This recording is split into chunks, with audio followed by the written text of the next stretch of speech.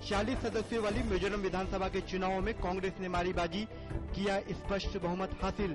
Mizo democratic गठबंधन को देखना पड़ा हार का मुंह।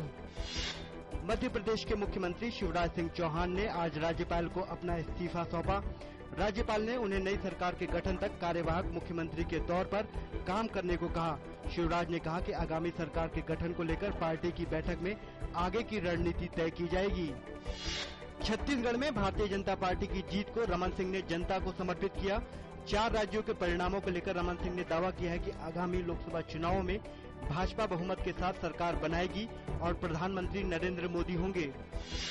दिल्ली विधानसभा चुनाव में इतिहास रचने के एक दिन बाद आम आदमी पार्टी ने आज फिर कहा कि वह सरकार बनाने का दावा पेश नहीं करेगी और एक रचनात्मक विपक्ष की भूमिका निभाएगी। पार्टी ने साथ ही कहा कि अकेला सबसे बड़ा दल होने के नाते भाजपा की जिम्मेदारी है कि वह सरकार बनाए। सामाजिक कार्यकर्ता किरण बेदी ने कहा है कि विधानसभा चुनाव में जीत के बाद शासन चलाने के लिए भाजपा और आम आदमी पार्टी को साथ में मिलकर विचार करना चाहिए।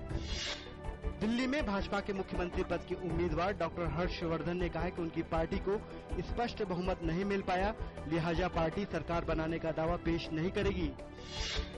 बसपा सदस्यों ने संसद में उत्तर प्रदेश सरकार की बर्खास्तगी की मांग की। बसपा प्रमुख मायावती ने कहा कि हमने राज्य में कानून और व्यवस्था की बिगड़ती स्थिति को देखते हुए राज्य में राष्ट्रपति शासन की मांग की है। 2G स्पेक्ट्रम घोटाले पर जेपीसी की रिपोर्ट, मुजफ्फरनगर में दंगा पीड़ितों के शिविरों में बच्चों की मौत की खबर और तेलंगाना समेत विभिन्न मुद्दों को लेकर भारी हंगामे के कारण दोनों सदनों की कार्यवाही दिन भर के लिए की गई स्थगित।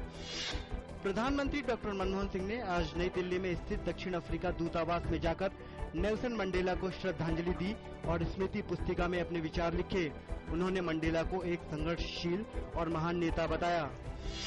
सामाजिक कार्यकर्ता अन्ना हजारे ने कहा है कि सरकार को मौजूदा शीतकालीन सत्र में जन लोकपाल को लाना चाहिए क्योंकि देश में भ्रष्टाचार एक बड़ी बीमारी बन चुकी है। उन्होंने कहा कि इस समस्या से निजात पाने के लिए सरकार को ठोस कदम उठाना ही होगा।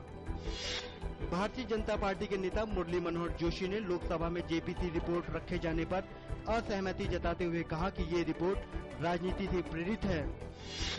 देश के पहले मंगल अभियान मंगलयान इस समय यात्रा पर आगे बढ़ते हुए सूर्य की कक्षा में पहुंचा।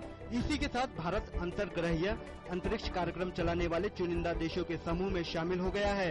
इस उपलब्धि पर लोकसभा में भारतीय अंतरिक्ष अनुसंधान संस्थान को बधाई दी गई। शेयर बाजार में देखा गया जबरदस्त उछाल। सेंसेक्स 330 अंक बढ़कर 21,326 अंक पर बंद हुआ। वहीं निफ्टी 104 अंक मजबूत होकर 6,364 पर पहुंचा।